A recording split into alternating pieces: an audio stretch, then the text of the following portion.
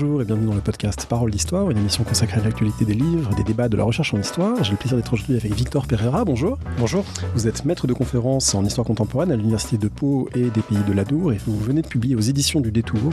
C'est Le peuple qui commande, la révolution des œillets, 1974-1976. On parle donc du Portugal de l'époque contemporaine aujourd'hui. Alors c'est un livre qui m'a passionné. Passionné d'abord parce que j'y connaissais honnêtement pas grand-chose, alors que c'est une histoire qui est très proche, géographiquement, temporellement, et pourtant elle est méconnue. Et je pense qu'une des vertus du livre sera vraiment de faire découvrir tout un pan d'histoire à des gens ici qui ne la connaissent pas. Et qui m'a passionné aussi parce que c'est une histoire qui est en même temps très familière. Et j'ai retrouvé dans ce livre et dans le déroulement de la Révolution portugaise beaucoup de questions qui se posent en 1848, en 1958, le rôle de l'armée, la question du coup d'État, les contradictions d'une révolution démocratique et sociale ou sociale. Il y a énormément de choses en fait qui s'inscrivent dans les dynamiques révolutionnaires, dans qu'est-ce qu'un changement politique, quels en sont les acteurs, comment ils s'affrontent et comment parfois ils sont unis. Donc c'est tout à fait passionnant. Alors ce livre, vous le publiez dans un contexte particulier, c'est bientôt les 50 ans, la commémoration des 50 ans de cette révolution. Et pourtant, comme vous le dites dans l'introduction, à Lisbonne, un certain nombre de traces s'effacent ou sont effacées. Est-ce que vous pouvez peut-être parler de ça comme point de départ de cette recherche de ce livre ? Oui, moi, en tant que Français qui vais fréquemment à Lisbonne pour mes recherches, j'ai toujours été très étonné par l'effacement des traces de la Révolution et de la dictature. Il y en a une avec laquelle je commence le livre, qui est la façade de la gendarmerie nationale à Lisbonne, qui est le lieu où Caetano s'est réfugié, donc le dernier Premier ministre de la dictature, et où les militaires ont tiré sur la façade pour montrer leur volonté d'aller jusqu'au bout et d'utiliser la force s'il le fallait. Et depuis quelques années, j'ai pas réussi à dater précisément, j'ai beaucoup recherché. Ce qui m'a étonné, c'est qu'il n'y ait aucune polémique sur cela. La façade a été ravalée, elle est resplendissante, mais il n'y a aucune trace de balle. Alors que quand on est parisien, quand on se balade dans Paris, on voit souvent des marques d'obus. À la préfecture de police de Paris, on voit des traces de rafales, de mitraillettes.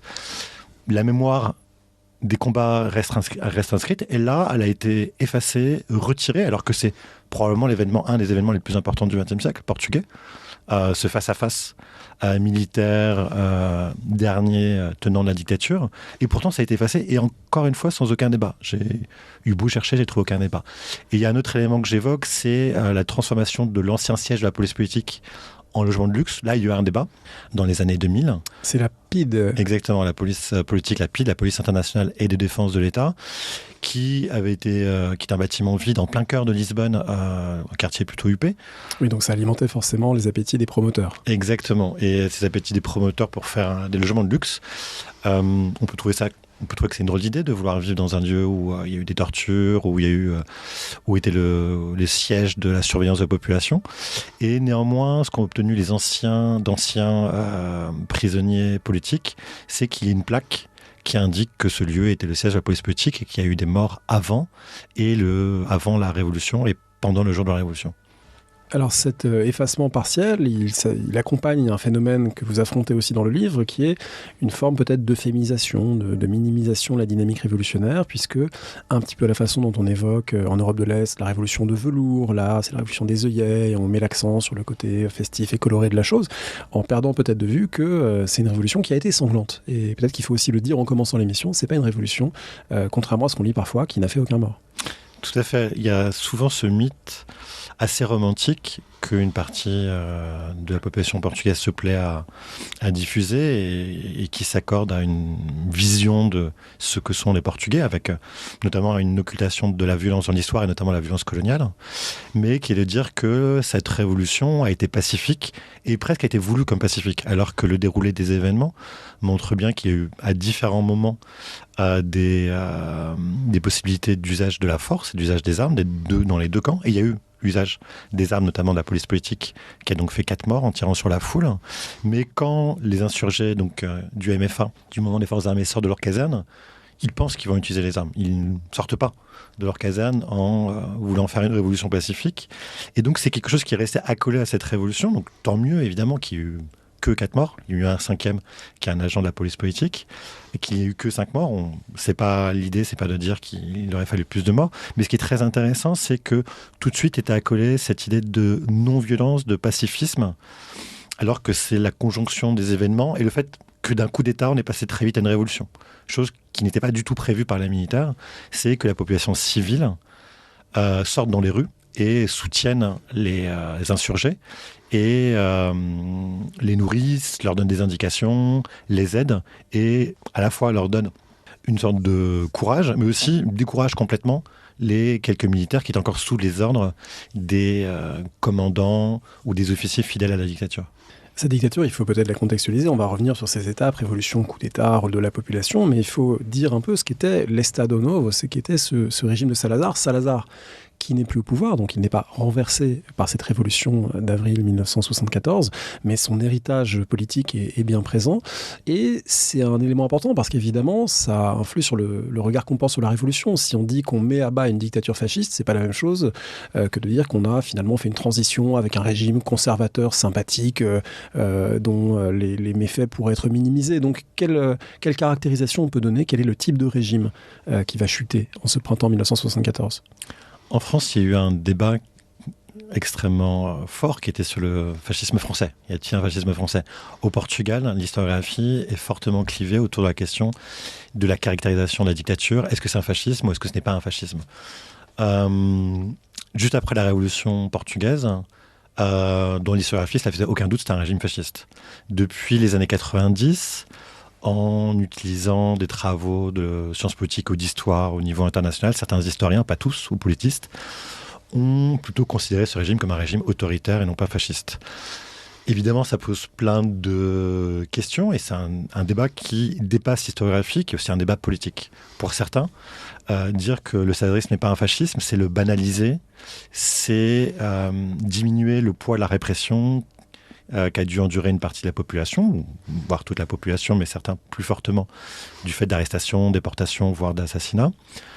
Pour d'autres, ceux qui défendent que le salazarisme n'est pas un fascisme, la grande différence est notamment dans la faible mobilisation de la population. Salazar ne cherche pas à changer la vie quotidienne ou à créer des hommes nouveaux. Il n'y a pas cette mobilisation, il y a plutôt au contraire une volonté de conservation autour de l'Église catholique, autour des caciques ruraux. La phrase que Salazar aimait répéter, c'est qu'il voulait que les Portugais vivent habituellement, qui n'est pas du tout un discours fasciste, qui est de changer les individus, de changer la société, etc. Donc c'est un grand débat qui a beaucoup marqué l'historiographie.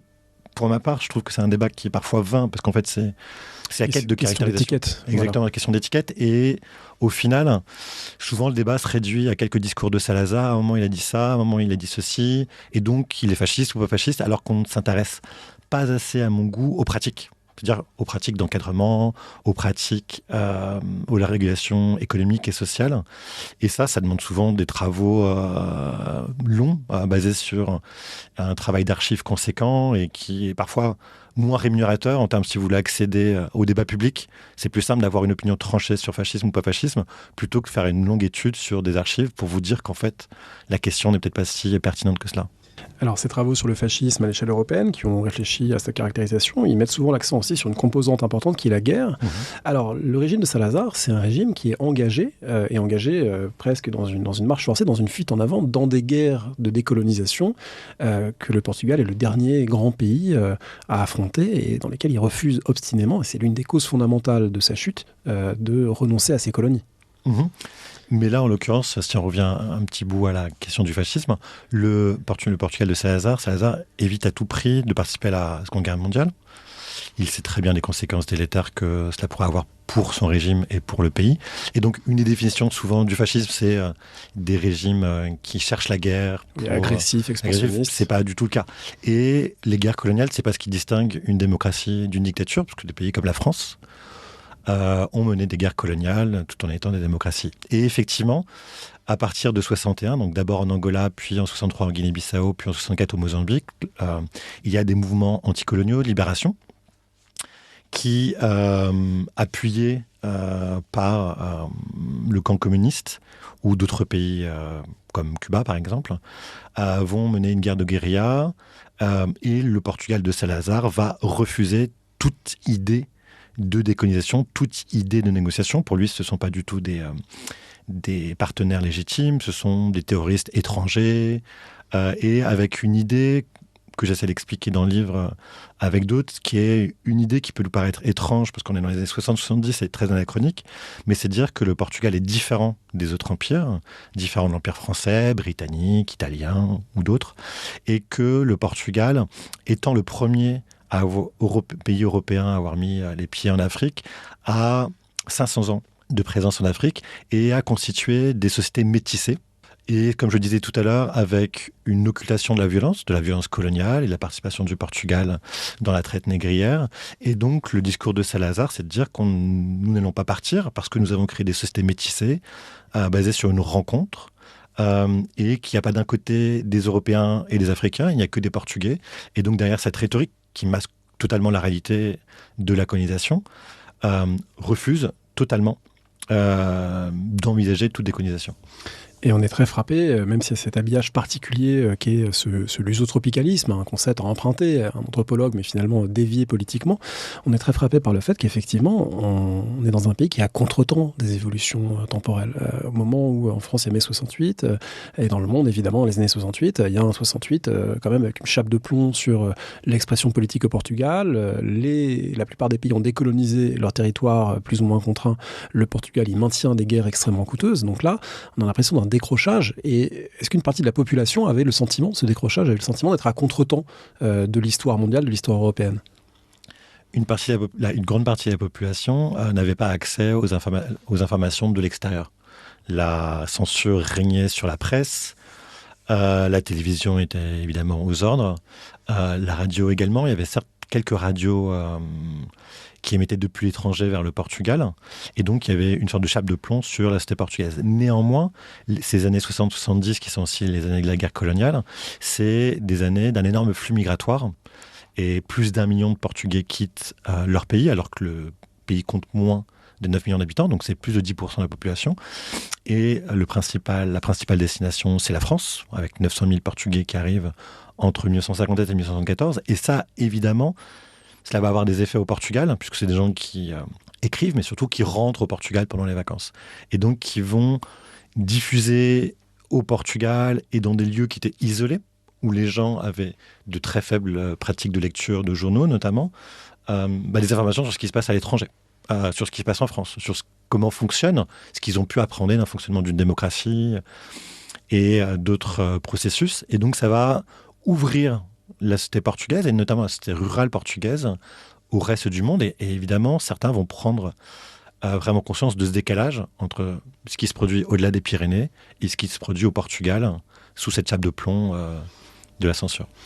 Dans ce processus de politisation qui est amorcé pour une partie de la population, il y a un groupe qui tient un rôle très particulier, c'est les militaires indispensables à l'État et en même temps de plus en plus durs à recruter pour aller faire ces interminables guerres coloniales, et ces militaires qui eux-mêmes se politisent sur place, se politisent dans les casernes, par des lectures, par des discussions, de manière très variée d'ailleurs. Il y a des gens qui sont effectivement des partisans de l'Empire, il y a des gens qui pensent que cet Empire, il est soit incapable de mener le combat, soit obsolète et doit être renversé, il faut hâter la décolonisation. Il y a différentes positions politiques, mais ce qui est sûr, c'est qu'il y a un vivier politique qui se formalise, et en particulier, vous mentionnez cette rencontre de décembre 1973, où des capitaines de l'armée portugaise, c'est vraiment une génération, c'est des gens qui ont 35-40 ans peut-être, ces capitaines se rencontrent et commencent à élaborer ensemble des projets politiques. Et vous dites à un moment, c'est très intéressant, d'une certaine manière, les autorités le savent, mais c'est tellement indispensable d'avoir ces cadres de l'armée pour mener ces dernières guerres qui absorbent tout le budget de l'État qu'on ne peut presque rien faire contre eux. On est obligé peut-être de les laisser commencer à exister politiquement. Ceux qui vont commencer la conspiration, au début, la conspiration a des raisons simplement corporatives. C'est-à-dire, comme vous venez de le dire, l'armée portugaise a besoin d'officiers pour, sur place, diriger des compagnies. Les territoires de l'Angola et du Mozambique sont énormes et ont été divisés en différentes compagnies. Et donc, il faut que tout le territoire de ces colonies soit quadrillé. Et donc, à la tête de ces compagnies, il faut des capitaines, des jeunes officiers. Depuis les années 60, de moins en moins de jeunes Portugais vont à l'académie militaire. D'autant plus qu'il y en a plein qui émigrent pour échapper à la guerre, notamment. Exactement. Et d'autre part, un des autres viviers sont les officiers miliciens, donc les non-professionnels, ceux qui ne sont pas allés à l'académie, qui sont parmi les étudiants, eux aussi. Beaucoup soit désertent, mais ça c'est quand ils sont déjà dans l'armée, soit partent avant de faire leur service militaire et vont en France, préfèrent continuer à faire leurs études en France ou dans d'autres pays. Et donc le Portugal manque cruellement d'officiers. Il a encore des soldats, mais il a besoin d'officiers de façon cruciale. Et donc, le ministre de la Défense nationale crée un décret pour essayer de favoriser et d'inciter les officiers miliciens à rejoindre les cadres de l'armée. Et ça a provoqué une protestation corporative de ceux qui sont du cadre. Et de cette première réaction corporative, ces différentes réunions vont déboucher sur un questionnement plus large qui est pourquoi cette guerre et comment la terminer en fait. Et là, il faut bien se remettre aussi dans un cadre plus global, qui est notamment la guerre du Vietnam. Si les États-Unis sont incapables de gagner une guerre au Vietnam alors que c'est la plus grande puissance du monde, si la France a été incapable de gagner tant en Indochine qu'en Algérie, comment le Portugal, après 13 ans de guerre, une guerre, à part le cas de la Guinée-Bissau, qui est un cas assez particulier où les conditions géographiques sont particulièrement difficiles pour le Portugal, mais sinon, en Angola ou Mozambique, la guerre peut durer extrêmement longtemps. Et les capitaines ou les majors qui commencent à conspirer, ça fait 10 ans qu'ils font la guerre. Leur vie personnelle, leur vie familiale est entrecoupée de commissions, comme on les appelle, de 2 ans dans les territoires africains, où au bout d'un moment, ils se politisent, où ils remettent en cause cette guerre. Et surtout, un élément important, c'est ce qui s'est passé à Goa en décembre 61. Le Portugal avait encore en France on dit des comptoirs, mais à des colonies, l'État portugais de l'Inde, et donc Goa. Et en décembre 61, après avoir demandé depuis des années la rétrocession, terme que les Portugais ne voulaient pas accepter, de Goa, l'Inde envahit Goa et Salazar avait ordonné au gouverneur, un militaire, que tous les hommes devaient sacrifier, qu'il n'était en aucun cas question de livrer Goa. Ouais, jusqu'à la dernière goutte de sang, Jusqu'à la terre dernière goutte de portugaise, sang. même loin, serait défendue. Exactement. Et évidemment, le gouverneur n'a pas fait le sacrifice de ses hommes. Donc, il y a eu beaucoup moins de morts que ce que Salazar attendait. Et ce gouverneur a été jugé et considéré comme un traître à la nation. Et donc, ça a créé dans une partie de l'armée cette crainte que le gouvernement, un jour, pourrait transformer les militaires en bouc émissaire. C'est-à-dire obliger l'armée à faire une guerre sans fin et sans aucun objectif. Il n'y avait pas d'objectif, c'était pas de négocier un jour, c'était en aucun cas le cas. Et donc, une partie de ces militaires, une des choses qui revient très fréquemment, c'est nous ne voulons pas être des boucs émissaires, nous ne voulons pas d'une nouvelle Goa. Ce qui les amène à conspirer. Alors, ils ne sont pas les seuls à conspirer parce qu'en vous lisant, on comprend que ce régime de l'Estado Novo, il est en fait assez fragilisé depuis le début des années 1960, qu'il y a eu plusieurs tentatives politiques un peu pour démettre Salazar. On pense un peu à ce qui s'est passé avec Mussolini en 1943, quand ses propres hiérarques l'avaient démis du pouvoir. Ça a failli arriver plusieurs fois. Il y a non seulement des capitaines qui commencent à conspirer, mais il y a des généraux aussi qui sont mutés d'un endroit à un autre, qui commencent à écrire des livres, qui parlent dans la presse. Autrement dit que le système est déjà quand même un petit peu au bord de l'effritement. Salazar lui-même a une attaque puis meurt en 1970. Autrement dit, le moment où la révolution survient, c'est un moment qui aurait peut-être pu arriver plus tôt ou autrement. En tout cas, ça ponctue presque une décennie d'ambiance un peu de conspiration et de remise en cause, sans passage à l'acte véritable, mais on a déjà des indices de fragilisation. Tout à fait, les dictatures sont beaucoup moins monolithiques qu'on ne le pense souvent, et souvent le danger pour les dictateurs vient de l'intérieur en fait. On n'est jamais mieux trahi que par ses proches, comme ça a été le cas de Mussolini en 1943. Et Salazar, il est président du Conseil depuis 1932, et donc il reste au pouvoir jusqu'à ce que physiquement il ne puisse plus. Et Salazar avait toujours veillé à ne pas désigner de dauphin, avec l'idée que s'il nommait un dauphin, ce dauphin n'aspirerait qu'à lui prendre le pouvoir. Et surtout, Salazar, s'il est resté aussi longtemps au pouvoir, c'est qu'il a toujours su créer des équilibres, voire les déséquilibres, c'est-à-dire créer des factions, ou laisser des factions se développer, et être toujours au cœur du conflit, pour pouvoir équilibrer et rester au pouvoir, et notamment vis-à-vis des militaires. En 68, quand il quitte inopinément le pouvoir, le président de la République nomme Marcelo Caetano, qui est lui aussi un professeur de droit, qui était plus au pouvoir depuis 10 ans, qui avait un peu cette image de libéral, et avec une image d'une personne qui changerait le Portugal dans certaines dimensions, notamment la dimension économique et sociale, avec une politique d'ouverture, chose que Salazar n'avait pas totalement fait. C'est ce qu'imaginent certains dictateurs, qui est on va pouvoir lâcher du lest économiquement, socialement et garder le pouvoir monolithique. Voilà, c'est un peu le pari chinois des années 80-90. Quoi. C'est le pari d'autres dictatures, c'est-à-dire qu'il faut que la population vive mieux pour qu'elle ne veuille pas de démocratie et qu'elle soutienne la dictature. Mais Caetano, il va être d'une part contesté à sa gauche, parce que certains espéraient que ce soit une transition vers la démocratie, comme Suarez le fera plus tard en Espagne, mais ce n'est pas du tout le cas, ce n'est pas du tout un démocrate. Mais d'autre part, il va être aussi contesté à l'extrême droite, les nostalgiques de Salazar, qui considèrent qu'il fait trop de concessions. Notamment, alors c'est des concessions cosmétiques, le plus souvent, mais il y a toujours une crainte de l'extrême droite salazariste qu'il cède, notamment sur les colonies. Et quand le 25 avril 1974 a lieu, beaucoup de personnes pensent que c'est un coup d'extrême droite. Il y avait déjà eu de nombreuses rumeurs les mois précédents d'un coup d'extrême droite, d'une sorte de bunker salazariste qui prennent le pouvoir pour s'assurer que toute concession dans les colonies n'ait pas lieu. Et donc c'était mais comme de très nombreuses dictatures, une dictature pleine de tensions, avec des personnalités, avec des courants. Et Caetano, à la fin, il est un peu tout seul, en fait. Les technocrates l'ont abandonné, l'extrême droite ne lui font pas confiance. Et c'est aussi pour cela que le régime tombe en quelques heures, puisque plus personne nous soutient ce président du Conseil.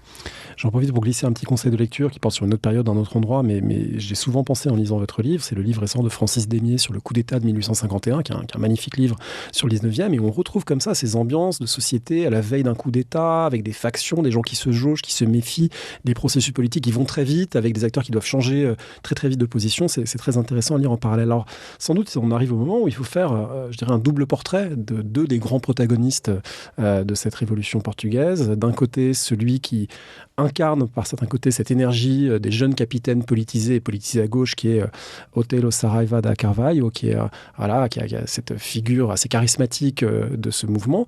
Et puis celui qui est au contraire physiquement très différent, avec son monocle, avec son allure de hiérarque militaire, le général Spinola, et qui tous deux vont devenir des protagonistes centraux. Alors est-ce que vous pouvez peut-être nous présenter un petit peu chacun d'entre eux avant d'entrer dans le récit de la Révolution ? On va commencer par le dernier, le plus âgé, puisque notamment les jeunes officiers du MFA l'appelaient le vieux, ce qui n'était pas toujours très sympathique dans leur bouche.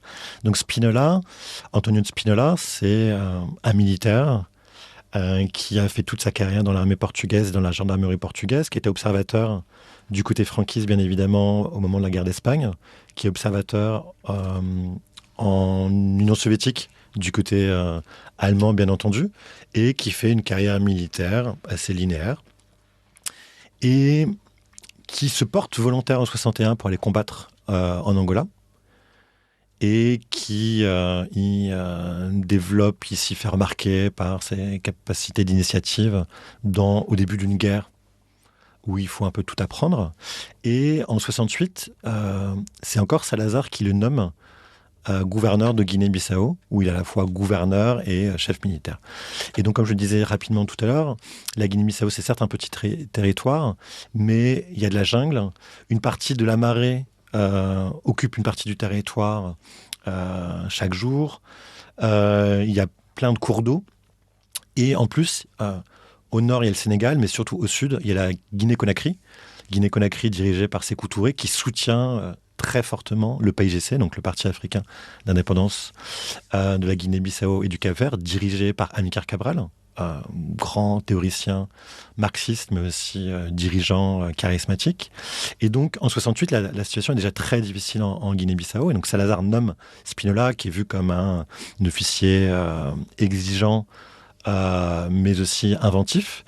Et Spinola, quand il arrive à Bissau, il mène une politique, une guerre contre-subversive, avec cette idée qu'il faut gagner les cœurs et les âmes. Oui, ce qui avait si bien marché pour les militaires français en Algérie. Tout à fait. Je le dis ironiquement, parce qu'effectivement, c'est devenu un lieu commun de ces militaires occidentaux qui se frottent comme ça depuis l'Indochine à la guerre contre-insurrectionnelle. Et en fait, ça marche quand même jamais, il faut bien le dire. Ça ne marche jamais. On l'a bien vu, il y a une longue histoire qui va jusqu'à l'Afghanistan et qui montre que ça ne fonctionne pas bien. Mais il y a cette idée qu'il faut gagner les populations, qu'il faut être proche des populations. Il crée des congrès du peuple. peuple. Évidemment, il n'y a aucune démocratie derrière tout ça, mais il a une politique à la fois culturelle, d'assistance sociale, et donc il essaye de gagner une partie de la population. Mais d'un autre côté, la situation se dégrade très fortement, parce que le PAIGC, encore une fois, est appuyé par Sékou Touré, que Amilcar Cabral fait le tour du monde et obtient des appuis. Il va en Chine, il va à Cuba, il va en Union soviétique. Il arrive à obtenir des armements. Et notamment, un des tournants de la guerre, c'est quand ils ont des missiles sol-air qui retire un des principaux avantages de la mer portugaise, qui est le contrôle des airs. Donc la situation se dégrade. Et à un moment donné, Spinola a l'idée qu'il faut essayer de trouver une solution politique. Avec cette idée que la Guinée-Bissau, c'est, d'un point de vue économique, négligeable. Il y a très peu de colons. D'un point de vue économique, c'est négligeable. Et que donc, ça ne retirerait en aucun cas une source de revenus pour le Portugal. Et donc, il avance à Caetano l'idée d'une négociation avec le PAIGC par le biais pas de Sékou Touré justement, de Léopold Sédar Senghor, qui apparaît comme un modéré, comme quelqu'un avec lequel on peut parler, qui depuis les années 60 promeut l'idée d'une communauté luso-afro-brésilienne, etc. Donc Senghor n'est pas du tout un dangereux marxiste, c'est pas du tout Sékou Touré. Et Caetano, au bout d'un moment, va dire non.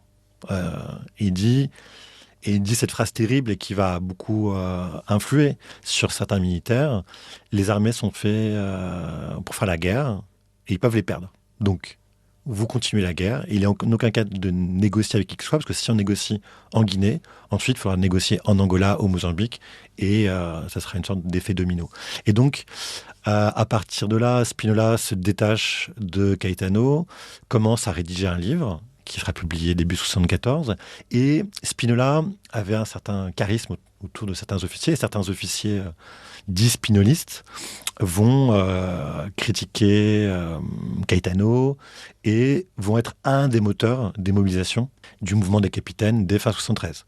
Et il n'est pas vraiment spinoliste en tant que tel, mais un des officiers qui se trouve à Bissau à début des années 70, il y a Otelo Sarral Carvalho, qui a grandi au Mozambique. Otelo, c'est pas un prénom gratuit. Son grand-père était acteur et lui-même rêvait d'être un acteur. Et il rentre un peu contraint et forcé dans l'armée parce que c'est une voie rassurante pour sa famille. Et donc, il fait son armée, il devient officier. Il est déjà d'une sensibilité d'opposition. Et notamment, une des choses qu'il dit, c'est qu'il va être influencé. Un de ses rôles, c'est de dire la propagande du PAIGC pour la retourner, mais c'est des gens qui vont finir par se dire que le PAIGC n'a sûrement pas tort, que ces pays ne sont pas le Portugal, que toute la propagande lusotropicaliste ne repose sur rien. Et donc, il va participer au premier mouvement des capitaines. Et au cours de l'année, il est muté au Portugal. Et ça va être un des éléments les plus importants pour Rameuteux d'être officier. Et Otelo a ce rôle décisif. Le MFA, donc le Mouvement des Forces Armées, lui demande d'organiser les opérations pour mettre à bas la dictature. Donc il fait ça en un peu moins d'un mois. A posteriori, on se dit c'est incroyable que c'est réussi parce qu'il doit prendre des contacts avec différentes personnes pour avoir des plans de certaines casernes, des prisons politiques, pour savoir quelles sont les forces, quelles sont les armes. Donc il contacte des gens qui auraient pu parler, et personne ne parle a priori. Et donc son coup d'État qu'il concocte en 3 semaines réussit. Donc il y a des ratés, mais le 25 avril, il y a des ratés. Mais néanmoins, il arrive à faire chuter la dictature en 18 heures. Ce coup d'État est déclenché dans la nuit du 24 au 25 avril 1974 au son d'une chanson qui est peut-être l'un des éléments les plus connus en France. On peut quand même en écouter quelques notes. Cette chanson, c'est Grandola Vila Morena, chantée par Zeca Afonso. On en écoute quelques notes.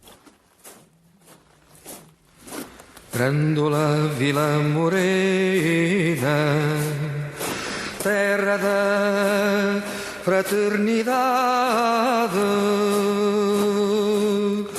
O povo é quem mais ordena dentro de ti a cidade. Dentro de ti a cidade. O povo é que mais ordena. Est-ce que vous pouvez nous expliquer ce choix? Alors, le déclenchement par la chanson, ça renvoie à des choses. On sait qu'il y a des messages adressés par radio au moment du débarquement. Voilà, la radio est un intermédiaire pour contacter des populations, ça on comprend bien. Qu'est-ce qui a motivé le choix de cette chanson? D'une part, c'était pas la première chanson qui avait été. D'une part, c'était pas la première chanson qui avait été choisie. Il y avait le premier code, le premier signal plutôt, devait être donné dans la soirée du 24 par une chanson tout à fait banale, une chanson d'amour. Sauf que des proches de Othello lui ont dit mais il y a un problème, cette radio n'est écoutée qu'autour de Lisbonne et donc qu'une grande partie des casernes ne vont pas entendre la chanson. Il faut trouver une deuxième chanson. Donc c'est un peu dans la précipitation qu'Othello doit trouver une deuxième chanson qu'il faut diffuser sur une radio nationale qui touche toute la population. Et donc il choisit cette chanson Grandola Villamolène. Pourquoi? Parce que d'une part, à cause de l'auteur, Zeca Afonso, qui est un chanteur de l'opposition, avec de très nombreuses chansons qui sont des textes d'opposition à la dictature, à base de métaphores le plus souvent, mais beaucoup de chansons qui sont interdites par la dictature. Et Zeca Afonso donc incarne un de ces chanteurs qui s'oppose au régime. Et ce qui est quelque peu ironique, c'est que cette chanson, Grandola Villamolène, il la compose, il enregistre à Paris, en région parisienne, en 71, et le texte est assez politique. Grandola Villamolène, donc ça parle d'une ville dans l'Alentejo. L'Alentejo étant une région très à gauche, où le Parti communiste est très puissant, parce que c'est une région de grandes exploitations, où des journaliers travaillent pour très peu. Et donc c'est une des principales implantations du Parti communiste. Et le texte de cette chanson est relativement politique, avec cette strophe, c'est le peuple qui commande, qui est le titre du livre. Et néanmoins, sur cette radio Renascença, qui est une radio qui appartient à l'Église catholique, cette chanson est étrangement pas interdite. Et donc, la passer pour Othello, c'est vraiment montrer qu'il veut faire une révolution qui mette à bas la dictature et qui a pour objectif de mettre en place une démocratie avec une dimension sociale évidente. Donc, c'est pour ça que cette chanson, ensuite, a quasiment devenue la bande-son de la Révolution et est devenue une des chansons politiques les plus célèbres à travers le monde. Alors cette chanson, je rappelle qu'on peut la lire et l'écouter avec beaucoup d'autres sur le site de List Geobox, qui est ce blog avec énormément d'explications de différentes chansons animées notamment par Julien Blottière, à qui on fait un petit coucou amical. Au départ, c'est censé être presque un coup d'état militaire. C'est des militaires qui vont destituer Caetano, vont prendre le pouvoir, vont converger vers les différents postes. Et d'ailleurs, ils passent des appels à la radio pour dire surtout restez chez vous, on prend les choses en main, restez chez vous. Et c'est l'inverse qui se produit. Ça veut dire qu'il y a une dimension populaire qui n'était pas prévue au départ, vous l'avez dit, mais qui se manifeste parce qu'il y avait quand même eu cette politisation souterraine, tout simplement le besoin de respirer parce que quelque chose était en train de changer, qui crée des situations assez surprenantes parce que ces militaires qui pensent tenir les rues d'une ville désertée à Lisbonne, en fait, se retrouvent avec des milliers et des milliers de manifestants. Tout à fait. Quand Othello prépare le coup d'État, il n'y a aucun élément de mobilisation des civils et des partis politiques de l'opposition. Il a dû demander des renseignements, notamment à des militants du Parti communiste ou des gens qui pensaient liés au Parti communiste pour avoir des plans de d'une des prisons politiques qu'il voulait occuper. Mais des civils sont au courant, qui se trament quelque chose, mais aucun civil n'est impliqué. Et une des grandes surprises pour les militaires dès le matin, c'est que les civils n'écoutent pas et n'obéissent pas, alors ils avaient la représentation d'un peuple obéissant aux ordres des militaires. Oui, ils étaient presque dupes de la propagande du régime lui-même en disant on va renverser le régime et les gens resteront sages comme le régime nous l'a dit. Et en fait, ils sont presque surpris parce que les gens sont aussi démocrates qu'eux, d'une certaine manière. Ils sont, ou du moins qu'ils en ont assez de la dictature et qu'ils veulent contribuer à la chute de la dictature. Et il y a néanmoins un des éléments qui doit jouer, c'est que par exemple, quand Salazar quitte le pouvoir en 68, il y a un moment de latence entre sa maladie et sa domination. Il n'y a eu aucun mouvement de population. On aurait pu penser que Salazar tombant, le régime étant vraiment centré autour de Salazar, il aurait pu avoir des mobilisations ou des soulèvements. Il n'y a eu strictement aucun soulèvement. Et le 16 mars 1974, il y avait une première tentative qui a échoué de coup d'État. Et la population civile n'a pas du tout bougé. Là, ce qui est étonnant, c'est que dès que les chars sont dans la rue, les gens soutiennent les militaires, se mettent de leur côté. ne suivent pas du tout les consignes de prudence et de rester chez eux pour leur bien. Ce qu'on leur dit, c'est pour votre bien, pour pas que vous ayez de dommages. Et c'est en plein cœur de Lisbonne, quand les chars se déplacent dans Lisbonne, ils sont acclamés par la population. Et il y a des images célèbres donc, du Largo do Carmo, c'est donc le lieu, une place pas très grande à Lisbonne, où tout se joue. La place est pleine de monde. On demande même à un opposant historique de prendre un mégaphone pour dire aux gens de se déplacer, pour que les militaires puissent agir, en fait, parce que sinon, ils ne peuvent pas tirer, ils ne peuvent pas éventuellement utiliser les chars. Et donc ça, c'est une chose qui n'est pas du tout prévue et qui est tout de suite perçue d'un passage d'un coup d'État à une révolution. Et ce que les militaires n'avaient pas du tout prévu. Les militaires avaient quand même veillé ceux du MFA, veillaient à écrire un programme politique. Ils ne voulaient pas juste faire chuter la dictature, ils voulaient ensuite prendre des engagements vis-à-vis de la population, mais ils n'avaient pas du tout pensé que non seulement la population participe, et que très rapidement, de façon extrêmement spontanée, il y ait des mouvements sociaux dans les heures qui suivent la Révolution. Est-ce que c'est à ce moment que les œillets apparaissent dans les heures qui suivent? Alors c'est du folklore, mais en même temps du folklore qui dure, parce que c'est le nom que cette révolution a reçu. Dès le 25 avril, les œillets sont distribués, parce qu'en fait, tout simplement, les militaires passent dans la rue, dans le cœur commercial de Lisbonne, c'est la Baixa, ce quartier qui a été reconstruit après le tremblement de terre de 1655. Et jusqu'à nos jours, je dirais, mais peut-être un peu moins de nos jours, mais il y a beaucoup de marchands ambulants et de marchandes ambulantes qui vendent des fleurs. C'est l'époque des œillets. La presse a beaucoup évoqué une personne en particulier, mais je pense que c'était très spontané. On voit ces militaires, en plus... Pendant longtemps, on attend. Il y a des mouvements le matin et pendant quasiment 6 heures, on attend qu'il se passe quelque chose sur cette place du Calme. Et donc, ces militaires qui attendent, qui stationnent, on leur donne à manger, on leur donne à boire et on leur tend des œillets. Et c'est un mouvement assez spontané. Alors ces militaires décorés d'œillets vont malgré tout se retrouver sous les ordres d'une certaine façon du général Spinola qui arrive un peu en Deus ex machina. C'est pas lui qui a organisé cette prise de pouvoir, mais c'est lui qui en récupère dans un premier temps en tout cas les bénéfices. Il fait un peu penser à Louis-Philippe, c'est-à-dire quelqu'un finalement qui est une sorte de figure de compromis acceptable par toute une partie de la population aussi bien révolutionnaire que modérée, parce que on sait qu'il était critique du régime, mais c'est quand même un militaire et un homme d'État qui peut rassurer, y compris rassurer les alliés. Enfin, il y a toute la dimension internationale, on pourra peut-être en reparler. Et du coup, c'est presque une confiscation de cette révolution par ce général Spinola qui se rend indispensable assez rapidement. Oui, Spinola, il était très célèbre et vu désormais comme une personnalité de l'opposition ou critique du régime, parce qu'en février 1974, il publie un ouvrage, Portugal et le futur, où il dit que la solution aux guerres coloniales n'est pas militaire, elle est politique. Et ce qu'il propose, c'est non pas la décolonisation, en aucun cas. Il veut créer une sorte de fédération, une sorte de Commonwealth à la portugaise, une sorte de communauté. Et c'est pas, quand on compare avec le cas français ou le cas anglais, c'est en aucun cas ni novateur, ni voué à réussir, probablement, parce que les autres n'ont pas vraiment fonctionné. Mais la grande idée, c'est qu'il défend, et le livre se vend extrêmement vite, dans d'énormes quantités. Mais c'est que l'idée que la guerre ne peut pas être gagnée militairement. Et donc, il va gagner cette aura de général qui a une solution. Il est démis de ses fonctions dans la foulée de la publication de cet ouvrage. Et pour les militaires du MFA, certains sont proches de lui, mais beaucoup se méfient de lui.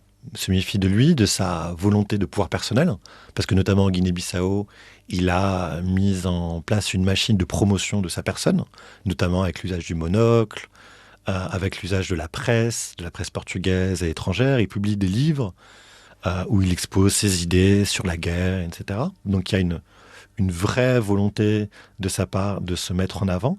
Et certains officiers du MFA craignent qu'il ait des visées personnelles. Et il est même surnommé à un moment Spinochet, parce que c'est plus tard. Voilà, c'est un peu plus tard, mais ça révèle quand même que cette idée que cette figure militaire pourrait, comme ça, imposer un nouvel ordre militaire au lieu de laisser un mouvement émancipateur s'installer, c'est une crainte, et une crainte qui est en partie réalisée. Tout à fait. Quand les militaires du MFA se réunissent et qu'ils pensent à l'après, et qu'ils pensent il faut bien voir que ce sont que des capitaines et des majors avec un sens de la hiérarchie extrêmement fort. Ils savent très bien qu'ils ne pourront pas gouverner eux-mêmes et qu'il leur faut donc un chef. Et ce chef, il faut que ce soit au moins un général. Et ils vont, lors d'une des réunions, ils vont procéder à une élection. Et celui qui arrive en tête, alors qu'on ne lui a pas demandé son avis, c'est le général Costa Gomes, qui est le chef de l'état-major et qui a pour lui d'être un chef militaire assez prestigieux, auréolé d'une certaine efficacité tant en Mozambique qu'en Angola, et qui en 61, il était secrétaire d'État et il avait participé d'une tentative de révolution palacienne contre Salazar. Et donc c'est Costa Gomes qui arrive en tête, Spinola en seconde position, mais donc beaucoup se méfiaient de Spinola. Et le 25 avril, ce qui va se passer, c'est que d'une part, Costa Gomes va se cacher. Il va aller à l'hôpital où sa femme passe ses examens et personne ne peut le joindre. Parce que tant Costa Gomes que Spinola sont au courant qu'il va y avoir un coup d'État. Ils ne savent pas quand, mais les officiers les ont tenus au courant. Costa Gomes a complètement refusé de relire le programme. Spinola, lui, a accepté de lire le programme et a donné quelques indications assez conservatrices. À chaque fois, et notamment sur la décolonisation. Et le 25 avril 1974, ce qui se passe, c'est que Caetano, voyant qu'il a perdu le pouvoir, voyant qu'en face de lui, il a un capitaine, donc il est pour lui inconcevable de se rendre un capitaine, cherche un général. Et évidemment, le général auquel il peut penser, c'est Spinola. Et Spinola joue un double jeu constant toute la journée en faisant croire à Caetano qu'il est au courant de rien, alors qu'il sait qu'un coup d'État était prévu, qu'il a vu le programme. Le MFA avait même envoyé des troupes pour le protéger au cas où, s'il y avait une contre-attaque du régime. Et Spinola sait aussi, il faut qu'il négocie auprès du MFA. Donc il va jouer un double jeu pendant toute la journée, mais à la fin de la journée, c'est lui qui va donc au siège de la gendarmerie obtenir la reddition de Caetano. Et dans la nuit, et je dis bien dans la nuit parce qu'il va se passer plusieurs heures, parce que ça ne va pas être aussi simple que cela, c'est lui qui va se présenter à la télévision vers 1h du matin et lire un communiqué à la population présentant le nouveau pouvoir qui est une junte de salut national.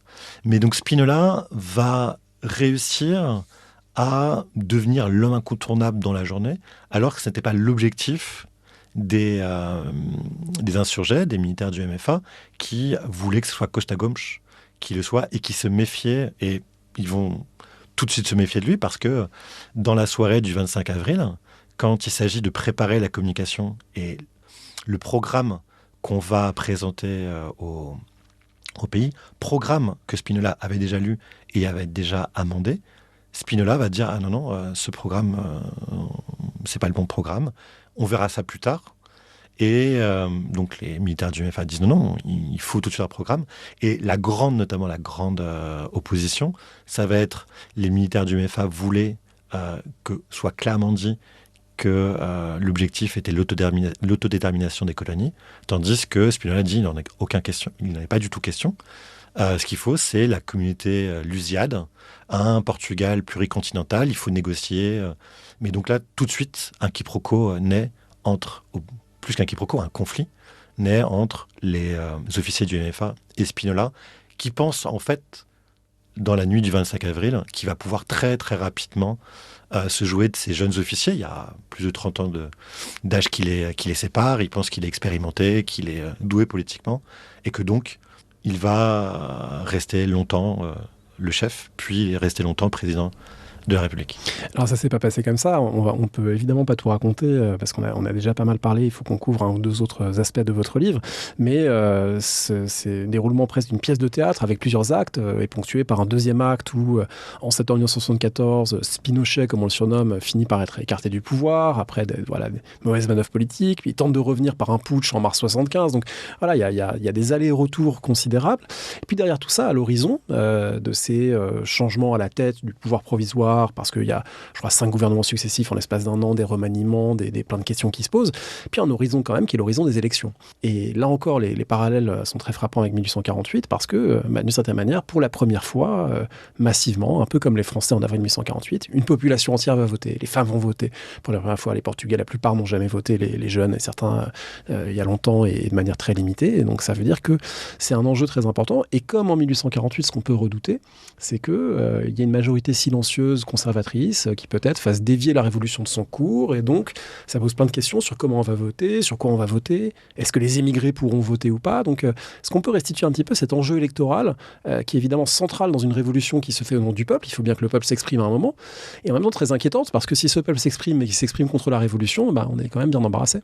La première promesse faite par les militaires et que Spinola conserve, c'est que dans un délai d'1 an, il y aura des élections libres. Ce qui, au Portugal, serait une première, puisqu'il n'y a jamais eu réellement d'élections libres où tous les hommes, qu'ils sachent lire ou pas, et toutes les femmes puissent voter. Donc ça, c'est la grande promesse que les militaires pensent tenir. Et au début, notamment en mai 75, on pense que cette transition vers un gouvernement civil va être relativement rapide. Et le premier gouvernement en mai 74 est dirigé par un avocat. Il y a beaucoup de civils, il y a des représentants des différents partis, dont le Parti communiste. Et on pense qu'il va y avoir une évolution, une transition assez rapide. Sauf que les choses ne se passent pas du tout comme ça pour 2 raisons. D'une part, il y a des mouvements sociaux qui explosent dès fin avril, début mai 74. Et donc, il y a une révolution dans le sens anti du terme. L'émergence, l'irruption du peuple dans le jeu politique. Et deuxièmement, ce que j'ai déjà un peu indiqué, un conflit extrêmement fort entre le MFA et Spinola, notamment autour de la question de la décolonisation. Spinola pense que son plan qu'il a présenté dans son livre est viable et qu'il faut créer une fédération, tandis que les officiers du MFA veulent qu'on négocie l'indépendance. Et en fait, ce qui va se passer, c'est que l'armée dans les colonies va se déliter et que Spinola n'aura plus du tout les troupes pour réaliser son plan.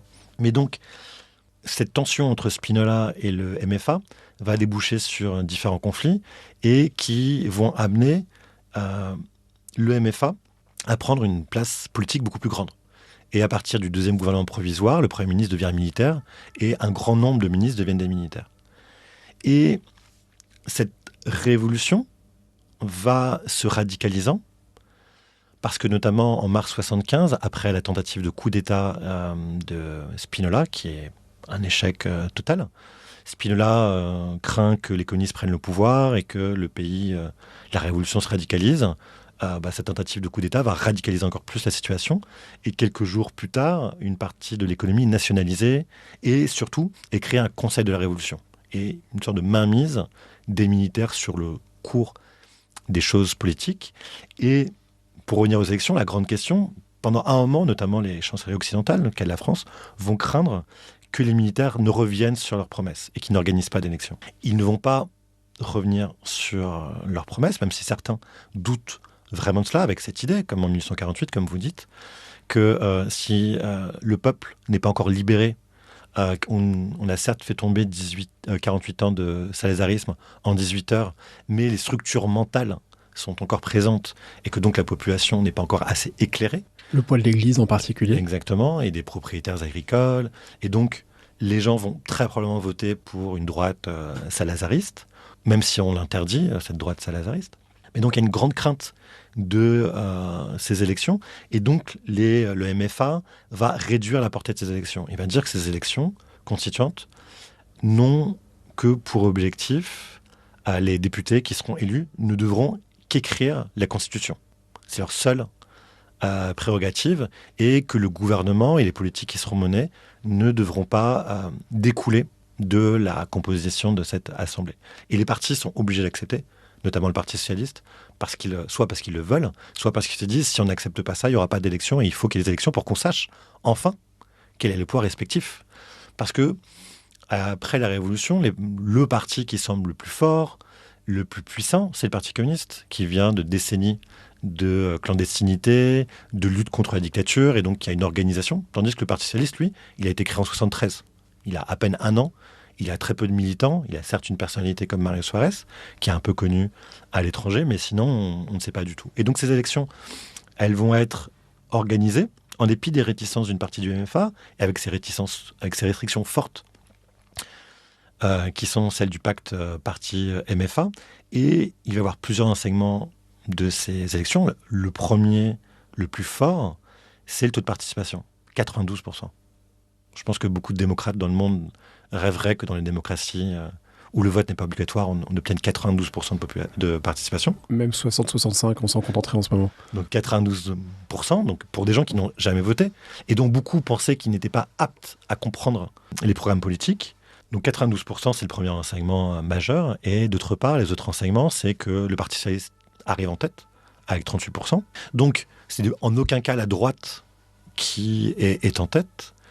Le Parti socialiste, à l'époque, a un discours très anticapitaliste, très lutte des classes. Alors, ça peut être qu'un discours. Certains reprochent là à Mario Suarez, mais c'est pas du tout un Parti socialiste modéré qui dit même que la social-démocratie est beaucoup trop molle, etc. Donc, un Parti socialiste qui se dit vraiment socialiste. Et l'autre enseignement, c'est que le Parti communiste ne fait que 12,5% des voix, alors qu'on pensait qu'il était beaucoup puissant, et qu'il arriverait à obtenir un meilleur résultat, et que la droite, le parti le plus à droite, fait 7%. Donc, les craintes d'une partie des militaires qui pensaient que le peuple n'était pas assez éclairé, qu'il voterait comme un seul homme pour une droite salazariste, n'a pas cours. Néanmoins, et ça va être un des grands enjeux, c'est que les militaires vont très très vite, une partie d'entre eux va très vite dire mais ces élections doivent pas changer le cours de la révolution, et la révolution doit continuer. La politique de nationalisation, de contrôle de l'économie, de réforme agraire doit continuer. Et ce qui est assez fou, c'est que pendant l'été 75, les différentes fractions du MFA vont s'affronter à coups de plans. Et de plans, non pas des plans militaires, mais des plans d'organisation de la société et de plans d'organisation de la vie politique, le plus souvent basés sur une mise de côté du parlementarisme et la mise en avant d'une démocratie directe, qui est l'objectif rêvé de la plupart des militaires. Dans ce contexte où on a craint longtemps que les communistes, enfin une partie des gens ont craint que les communistes arrivent en tête, il faut peut-être réintroduire un petit peu de contexte international, parce qu'il est très important. C'est un an après, en gros, l'écrasement du pouvoir socialiste d'Allende au Chili par un coup d'État d'extrême droite soutenu par les États-Unis, des États-Unis eux-mêmes en pleine tourmente avec le Watergate et la démission de Nixon, et puis des États-Unis représentés par le secrétaire d'État Kissinger. Alors on enregistre l'émission au lendemain, je crois, du jour où on a appris sa mort, qui n'aura pas endeuillé beaucoup les démocrates et les descendants des gens qui sont battus pour la démocratie, aussi bien en Amérique latine que au Portugal et dans beaucoup d'autres endroits. Et c'était très intéressant de lire dans votre livre les réactions de Kissinger, parce que Kissinger est à la fois terrifié que le Portugal puisse basculer dans le communisme, qui est un peu cette paranoïa qu'avaient beaucoup de responsables des États-Unis à l'époque, mais aussi il y a cette théorie assez délirante du vaccin portugais. Est-ce que vous pouvez nous expliquer ce que Kissinger envisageait avec ce vaccin portugais? Kissinger était très mécontent dès 1974, dès mai 1974, que des ministres communistes soient au gouvernement. C'était la première fois depuis 1947 en Europe occidentale que des ministres communistes existent. Et Suarez avait pourtant défendu cela en disant il vaut mieux que les communistes soient au gouvernement pour les tenir responsables du cours des choses, parce que s'ils sont dans l'opposition, et on est dans une période de crise économique, il y a des mouvements sociaux, le gouvernement va prendre probablement des décisions impopulaires. Il ne faut pas que les communistes puissent s'en servir contre le gouvernement. Et Suarez explique ça à Kissinger, qui a un peu de mal à saisir la logique. Mais en 1974, il s'en inquiète relativement peu. Il a d'autres chats à fouetter ailleurs. Et en 1975, notamment après le 11 mars 1975, avec ces nationalisations, avec la place grandissante que prennent des militaires qui semblent liés au Parti communiste au sein du gouvernement, Kissinger prend peur. Il pense que les communistes vont prendre le pouvoir, ou les communistes vont prendre le pouvoir avec des militaires qui, selon lui, sont devenus communistes en quelques semaines, en quelques mois, des marxistes autodidactes, comme il les appelle. Et il va développer cette théorie du vaccin. C'est-à-dire qu'à la limite, c'est pas plus mal qu'une dictature communiste prenne place au Portugal. Parce qu'en plus, c'est un petit pays. C'est pas aussi grave pays. que si c'était la France. Tout à fait. Et ça risque de ne pas fonctionner en termes de ravitaillement, en termes de... Et ça risque de découler sur une guerre civile. Et la théorie du vaccin, pourquoi ? C'est parce que, à la limite, qu'on perde le Portugal, c'est pas si grave, bien que le Portugal a un élément très important pour les États-Unis qui sont les Açores. C'est cet archipel en plein milieu de l'Atlantique qui est indispensable pour les États-Unis. Donc, les États-Unis auraient pu soutenir en sous-main des mouvements indépendantistes des Açores qui ont existé. Mais l'idée principale de Kissinger, c'est de dire, si ça se passe mal au Portugal, tant mieux, ça calmera, entre guillemets, les électeurs français ou italiens, à une époque où en France, il y a l'union de la gauche, donc cette union entre le Parti socialiste, le Parti communiste et les radicaux, pour être une alternative de gauche à la droite, ou en Italie, quand on discute du grand compromis historique entre la démocratie chrétienne et le Parti communiste. Donc, à la limite, il vaut mieux que les choses se passent mal au Portugal pour qu'on conserve, du moins on écarte une hypothèque de gauche communiste en France, en Italie, qui sont beaucoup plus importants stratégiquement. Heureusement, entre guillemets, pour les Portugais, l'ambassadeur que Kissinger va nommer au début 1975 au Portugal, donc Franck Carlucci, qui est pourtant un homme dont tout le monde dit qu'il est proche de la CIA, loin d'être un gauchiste, proche de la CIA, qui a été notamment en 60 au Congo ex-belge, qui est au Brésil, qui est une dictature dans les années 60. Lui va avoir très vite une lecture différente.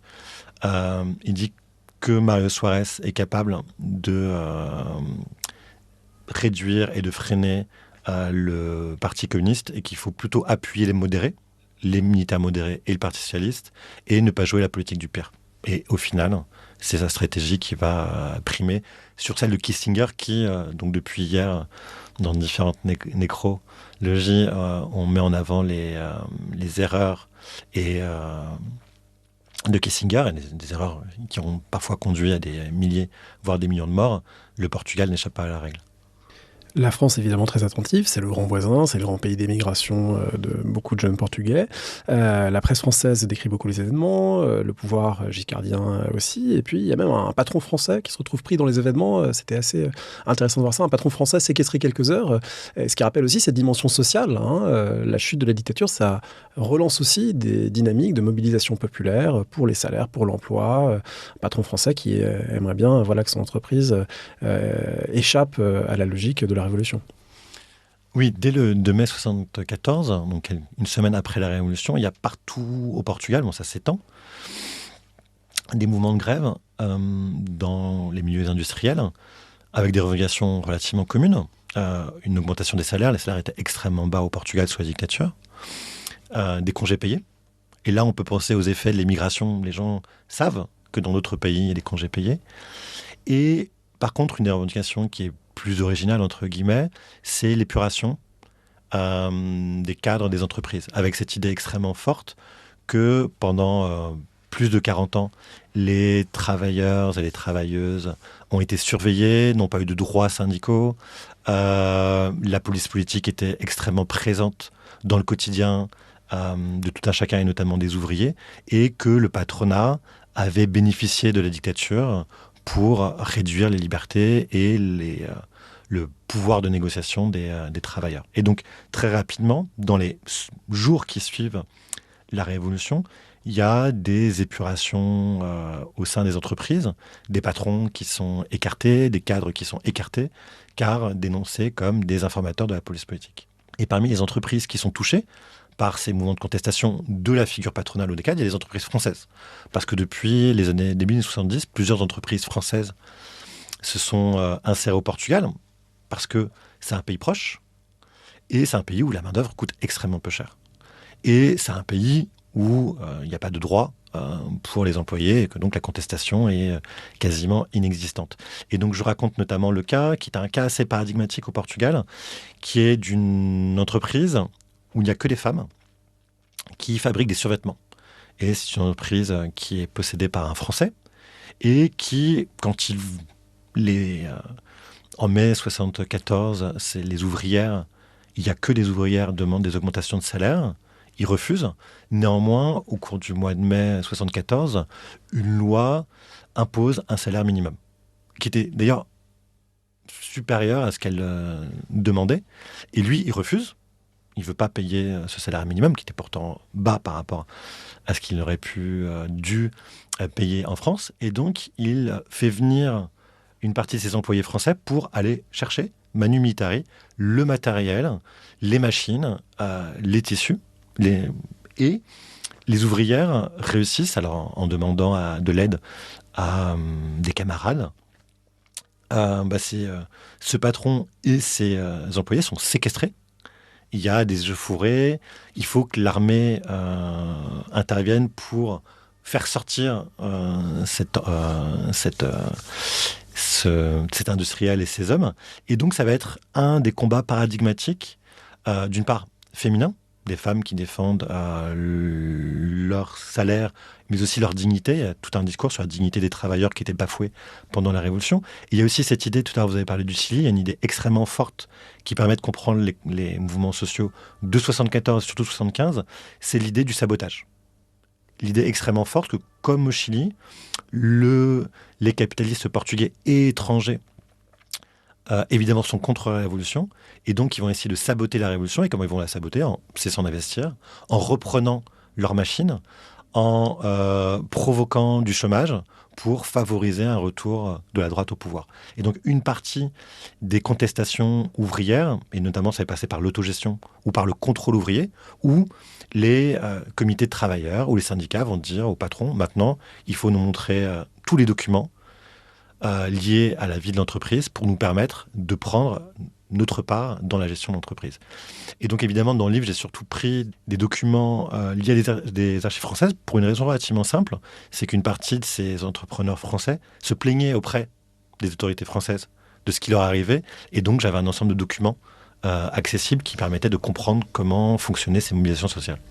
Alors c'est un livre qui est extrêmement riche, on ne peut pas tout raconter. Il y a un passage que j'ai trouvé très marquant, très, très drôle aussi par certains côtés. C'est ce moment où le Portugal est vers la destination de tous les gauchistes d'Europe qui affrètent des charters parfois entiers d'Italie pour venir faire la révolution, la vraie révolution qui échoue plus ou moins chez eux ou qui piétine. Et au Portugal, il semble que c'est possible. Donc il y a presque un tourisme Mao ou tourisme gauchiste qui s'organise.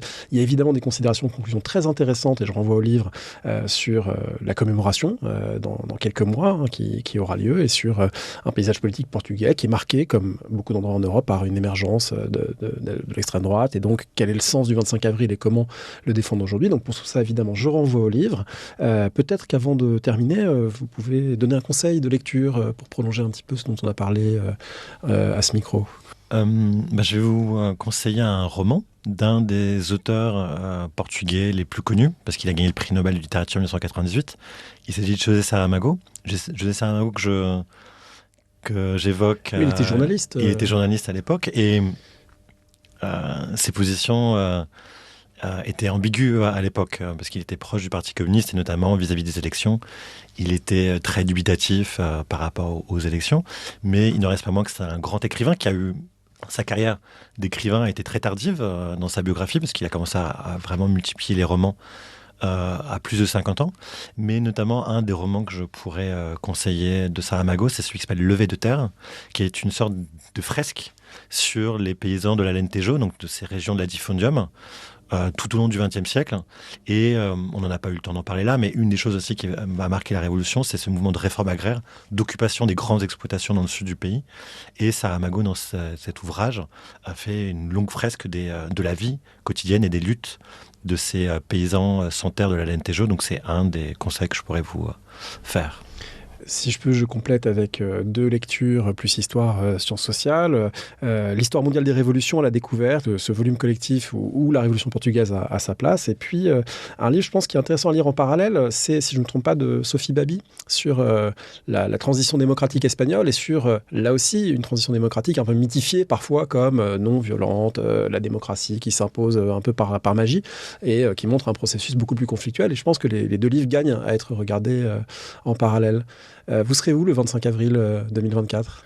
Très bonne question. J'espère être à Lisbonne, parce que je pense qu'il y aura sera une journée importante au Portugal, comme observateur, voir comment Ces 50 ans vont être célébrés, la place qui vont être donnée aux militaires qui sont encore vivants, mais dans un climat d'incertitude, parce que comme vous le savez peut-être, le gouvernement socialiste est démissionnaire.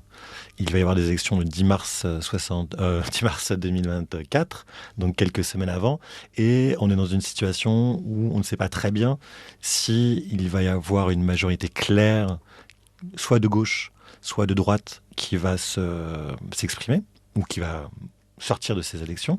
Et surtout, chose que personne n'attendait, c'est un des potentiels gagnants de ces élections est le parti d'extrême droite, Che, auquel on donne 15 à 20% des suffrages. Et donc, il n'est pas impossible que ce parti d'extrême droite, en mars-avril 2024, soit un peu le faiseur de roi et permette ou pas au parti de centre-droit, parti de gouvernement, lui permettre de gouverner ou pas. Et donc, la grande question, c'est que ce qui est ironique, c'est que dans cette année de 50 ans de la Révolution, c'est peut-être un parti d'extrême droite qui va devenir un jeu presque incontournable du jeu politique. Donc, je pense que c'est pour ça que ce sera intéressant de voir comment ces commémorations vont avoir lieu quelques semaines après ces élections. On regardera ça avec beaucoup d'intérêt, évidemment. Je rappelle le titre de votre livre, Victor Pereira, c'est Le peuple qui commande, la révolution des œillets, 1974-76, aux éditions du Détour. Merci beaucoup. Merci beaucoup.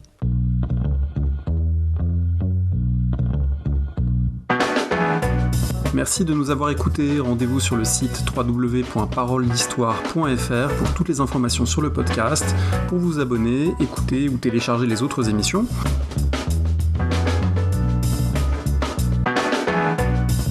La discussion se poursuit aussi en ligne, notamment sur Twitter. Vous pouvez poser des questions @paroledist et à bientôt pour un prochain épisode.